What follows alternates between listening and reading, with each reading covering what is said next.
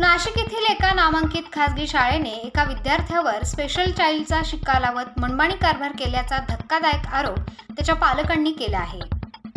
Deolali camp येथील बाण स्कूलमध्ये शिकणाऱ्या विवान या 4 वर्षीय बालकासोबत हा धक्कादायक प्रकार घडला। विवानचे पालक करण कनाल यांनी ही माहिती दिली आहे।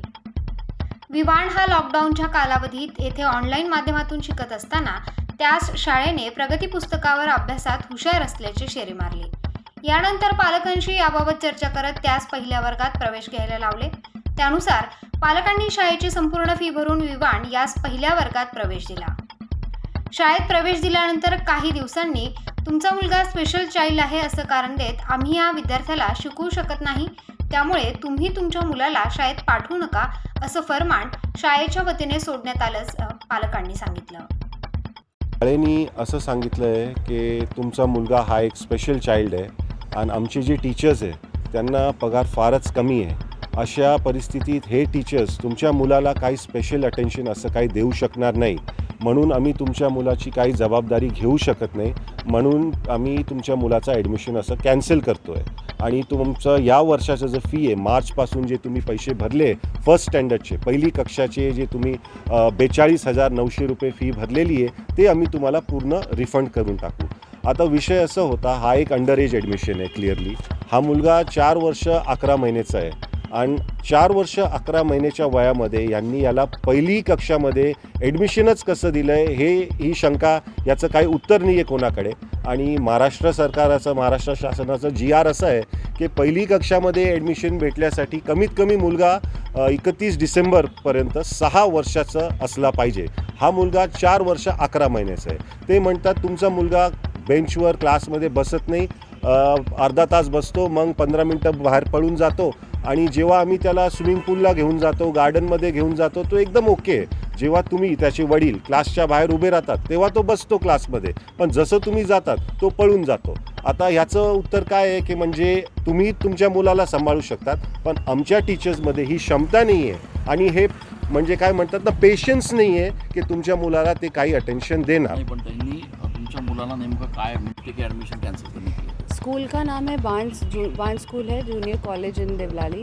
सो बेसिकली क्या हुआ था 2020, वैसे तो मेरे हस्बैंड ने सब कवर कर लिया है, बट 2020 में हम लोग गए थे वहाँ पे इंक्वायरी करने के लिए, अगले साल के लिए पूछने के लिए क्या क्राइटेरिया है, क्या और सब चीज़ें। तो उन्होंने उसको IQ टेस्ट लिया। तो एज ए मदर जैसे होता है कि लाइक मैं अपने हस्बैंड से भी थोड़ा लड़ाई करा इस मामले में, क्योंकि ऑलरेडी साल जा चुका था, अक्टूबर का महीना था। तो उसने इसका एग्ज़ाम लिया और उसने सब कुछ अच्छे क्वेश्चंस वगैरह सब बता दिए।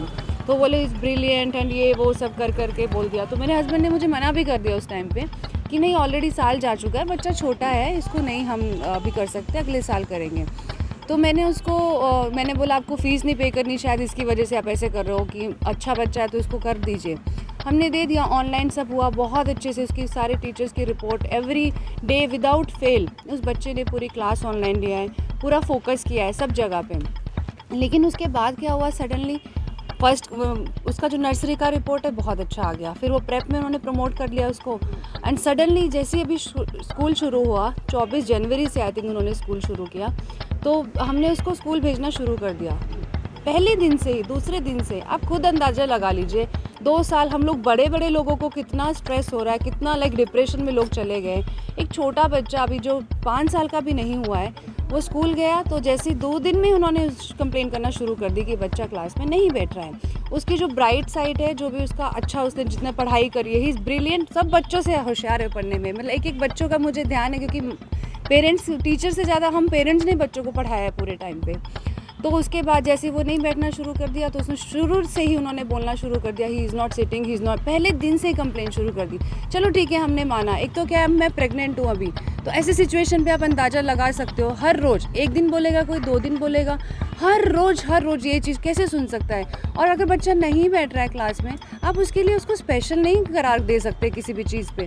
उन्हें हमको इतना फोर्स करके हर रोज़ इतना टॉर्चर कर दिया, लिटरली मैं बता नहीं सकती कि मतलब हमारे मन में ना खुद भी ऐसा होने लग गया कि क्यों ये ऐसे कर रहे हैं हमारे साथ। उसके बाद फिर जैसे ही स्कूल का हुआ एडमिशन, उसने प्रमोट भी कर दिया उसको कि हाँ हम लोग उसको फेल भी नहीं कर सकते, वो बोल रहे हैं, क्योंकि ये तो एकदम ब्रिलियंट चाइल्ड है, उसको इतना अच्छा पढ़ाई लिखाई आता है, प्रमोट भी कर दिया। फिर जिस दिन पहला दिन स्कूल अभी उसका फर्स्ट स्टैंडर्ड में गया, उस दिन फिर से उन्होंने हमको बुला लिया। इतना टॉर्चर दिया ना, literally I can't tell you कि मतलब एज ए मदर मेरे को क्या फ़ील हो रहा है कि मतलब उन्होंने इतना मतलब हर रोज़ घर पे एकदम सही है बच्चा, बाहर सही है अपने दोस्तों के साथ से, वो स्कूल में ही क्यों नहीं बैठ रहा है? मतलब उनका ही कुछ दिक्कत होगा ना, because they are not ready to handle him. अभी आपकी डिमांड क्या है? What are you demanding? We are demanding कि they should take him in as a dignity, उसको लेके जाए, बिकॉज उसका पूरा हर चीज़ उसने अच्छे से कर रहा है, हर चीज़, इसका कोई प्रॉब्लम है ही नहीं। उनकी वजह से हमको साइकोलॉजिस्ट के पास जाना पड़ा, फालतू के चक्कर, इस चक्कर मेरा इतना हेल्थ का प्रॉब्लम इशू हो रहा है। बट फिर भी मैं सुबह से लेके मेरे और मेरे हस्बैंड दोनों सुबह से लेके भाग दौड़ नासिक, देवलाली से नासिक, 2 घंटे आना 2 घंटे जाना और बच्चे का वो सेशन लेना फालतू का। इट वॉज नॉट नीडेड, क्योंकि उसकी जो साइकोलॉजिस्ट है वो भी बोल रही है कोई प्रॉब्लम है ही नहीं, वो पेंडेमिक की वजह से बच्चे को थोड़ा प्रॉब्लम हो गया है, क्योंकि वो बच्चे कहीं निकले ही नहीं बाहर, बच्चे खेल नहीं पाए, कुछ गए नहीं, इसलिए वो क्यूरियोसिटी है उसको। और सबसे बड़ी बात, एक बच्चा जो स्पेशल होता है वो हर जगह स्पेशल होता है। उनके प्रिंसिपल बोलते हैं जब हम कहीं बाहर जाता है बच्चा खेलने तो एकदम सही है, क्लास में नहीं बैठता, तो जो स्पेशल होता है तो सब जगह ही स्पेशल रहेगा ना। उसको तो वो सिर्फ क्यूरियोसिटी है उसको देखने की, हर चीज़ें नई नई चीज़ें मिल रही है उसको। और आज तक उसने ऐसा एक होता है बच्चा कि किसी को हर्ट कर रहा है, किसी को मार रहा है, पीट रहा है, कुछ नहीं, उसको अपने में ही उसको देखना है, नई नई चीज़ें देखनी है, तो इसकी वजह से वो ऐसा प्रॉब्लम हो रहा है। लीगल बैटल देने वाले हो इस चीज़ में? लीगल ऑलरेडी मेरे हस्बैंड ने डाला है उनके लिए, बिकॉज ऑफ कोर्स हमारा सबसे बड़ी बात क्या है, देखो हम लोग एजुकेटेड है, मेरे हस्बैंड पायलट है, हमारी 4th जनरेशन वहाँ पे पढ़ रही है। क्या होता है कि कुछ लोग जो स्कूल वाले जो वहाँ से धमकियाँ दे रहे हैं, तो जो बेचारे शरीफ लोग रहते हैं वो चुपचाप बैठ जाते हैं कि नहीं चलो ठीक है हमारे बच्चे में कोई होगा। हम ये चाहते हैं कि हमारे साथ हो रहा है ये, किसी और बच्चे के साथ ऐसे सब चीज़ें ना होए। ये हमारा बेसिकली है कि दे शुड नॉट डू विद एनीबडी, किसी बच्चों के साथ ये सब नहीं होना चाहिए, क्योंकि लोग कितना मेहनत करके फीस ये सब चीज़ें करते हैं उसकी वजह से। मात्र विवाण अवघा 4 वर्षे 11 महिन्याचा होता। शासकीय नियमानुसार पहिलीच्या वर्गात प्रवेशासाठी विद्यार्थ्यांचे वय 6 वर्षे असणे आवश्यक असते।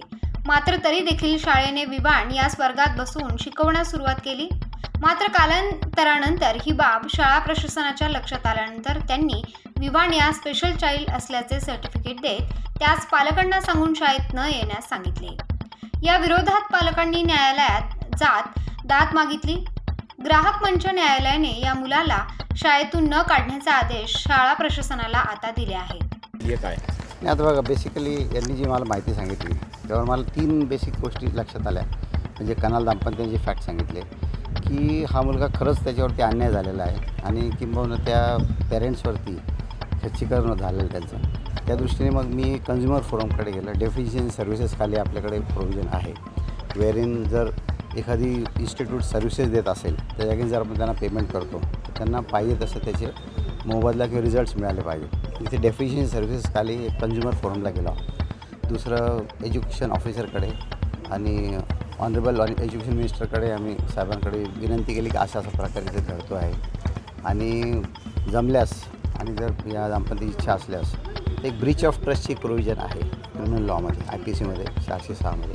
विश्वासाने आम्ही एखादी कृत्य करतो, पैसे देतो, तो विश्वासघात केला जातो आणि ते पैशाची त्यांच्या पैशाचा थोडक्यात म्हणून पण अपहार केला जातो। आता इथे कसं आहे, ह्या प्रकरणात हे प्रकरण न्यायप्रविष्ट आहे, मी काही जास्त बोलणार नाही, परंतु काही गोष्टी माझ्या ज्या स्पष्ट लक्षात आल्या त्यावरती मी ऑनरेबल डिस्ट्रिक्ट फोरम जे आहे नाशिक त्यांच्याकडे केस दाखल केली काल आणि त्यांना वस्तुस्थिती समजून सांगितली। तर तुम्ही स्पेशल चाइल्डचा दर्जा जेव्हा देताय का मुलाला, स्पेशल चाइल्ड इंटू ब्रॅकेट त्या शाळेच्या अधिकाऱ्यांना काय म्हणायचं आहे, हा वेडा आहे का, काय मेंटल रिटार्ड आहे का, तो केपेबल नाही आहे का, तसं स्पष्टीकरण कुठे आलेलं नाही। किंबहुना की नर्सरीमध्ये हे रिपोर्ट देतात की फ्लाइंग कलर्सनी पास झाला आहे, सगळं आहे, टेस्ट घेतात, त्याची टेस्ट घेऊन मग ते त्याला क्वालिफाय करतात, 1 लाख प्लस अमाऊंट भरून घेतात आणि नंतर मग म्हणतात की आता आम्ही त्याला ठेवू शकत नाही, आमच्याकडे केअर घेण्यासाठी तेवढा स्टाफ नाही। साहेब, पहिलीचा मुलगा आहे, अल्लडपणा थोडा असणारच आणि पॅन्डेमिक पिरियडमध्ये जसं आपण अनुभव, आता अनेक पत्रकारांनी अनुभव असेल की हे जी छोटी छोटी मुलं आहेत यांची सायकोलॉजी अशी झालेली, छोटी मुलं का आपल्याच मोठ्या व्यक्तींमध्ये ही परिस्थिती आलेली की 1 वर्ष घरात राहणं, 1.5 वर्ष घरात राहणं, ते सायकोलॉजीवर थोडा इफेक्ट होतो ऑब्वियसली।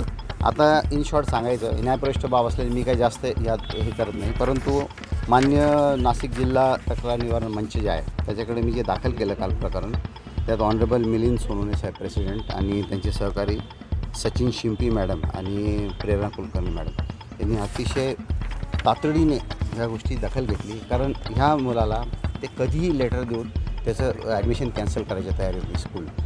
आता मग मेहरबान न्यायालयासमोर मी वस्तुस्थिती मांडली की असं आहे, अन्याय होईल एका होतकर मुला. आपण एकीकडे ही शिक्षण संस्था आहे, हे मुलांना घडवण्याची संस्था आहे, डिप्रेस करण्याचं नव्हे. न्यायालयाने काय सांगितलं? न्यायालयाने तडकाफडीने आदेश दिले की ह्या मुलाला ते ॲडमिशन कॅन्सल करू नये आणि नोटीस काढली, शोकॉज नोटीस. त्याची प्रत आहे मी आपली. दरम्यान या शाळा व्यवस्थापनाशी संपर्क साधला असता ते म्हणाले की पालकांनी केलेला आरोप चुकीचा असून आमच्या शाळेत विद्यार्थ्यांना 1-to-1 शिक्षण पद्धती नाही, त्यामुळे आम्ही सदर विद्यार्थ्याला शाळेत न येण्यास सांगितले. मात्र अद्याप त्यास शाळेत काढून टाकण्यात आले नसल्याचे शाळेने स्पष्ट केले आहे. विशेष बाब म्हणजे विवानच्या पालकांनी विवान याची डॉक्टरांकडे योग्य तपासणी केली असता डॉक्टरांनी तो सुदृढ असल्याचं सांगितलं. यानंतर विवानच्या पालकांनी सदरच्या गंभीर प्रकरणाबाबत जिल्हा ग्राहक तक्रार निवारण मंचाकडे तक्रार अर्ज दाखल केला. दरम्यान या घटनेने पुन्हा एकदा शहरातील खासगी शाळांच्या मनमानी कारभाराबाबत प्रश्नचिन्ह उपस्थित राहिले आहे.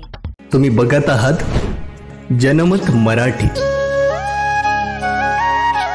जबाबदारी न्याय हक्काची.